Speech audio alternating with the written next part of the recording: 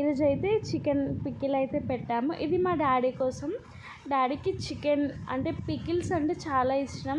And chicken, mutton, ఫిష్తో pickles అయితే తినాలి అని అనిపిస్తుంది అనేసి అయితే అన్నారు. సో నేను మా సిస్టర్ కలిపి అయితే ఇలా పెట్టాం. మీరు ఎలా చేస్తారు కామెంట్ అయితే చేయండి.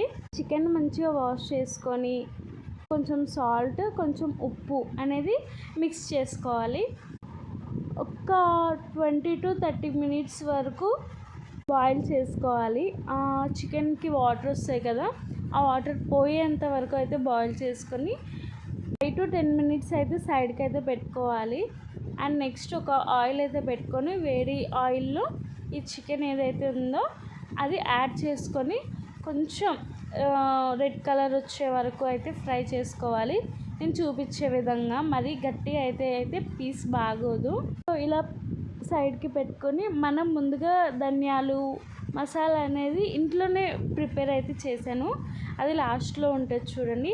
అవి మిక్సీ పట్టి యాడ్ చేసుకోవాలి. అండ్ పేస్ట్, కారం, కొంచెం కలేమాకు అనేది యాడ్ చేసుకోవాలి.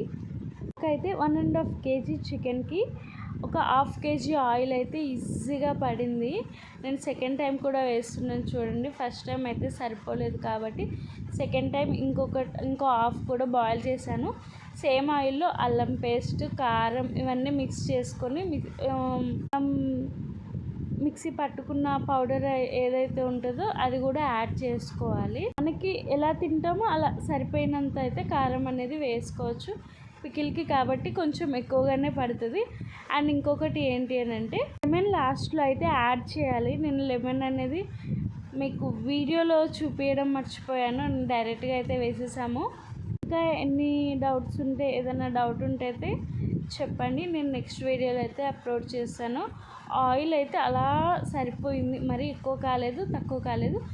టేస్ట్ తెలియాలి మనకి అంటే మాత్రం మనం ఇప్పుడు నైట్ టైంలో చేస్తున్నాం కదా, ఈవినింగ్ ఆర్ నైట్ టైంలో నెక్స్ట్ డే అనేది మనకి టేస్ట్ అనేది తెలుస్తుంది. ముక్క కూడా అప్పుడు కొంచెం మెత్తగా ఉంటుంది, గట్టిగా ఉండదు.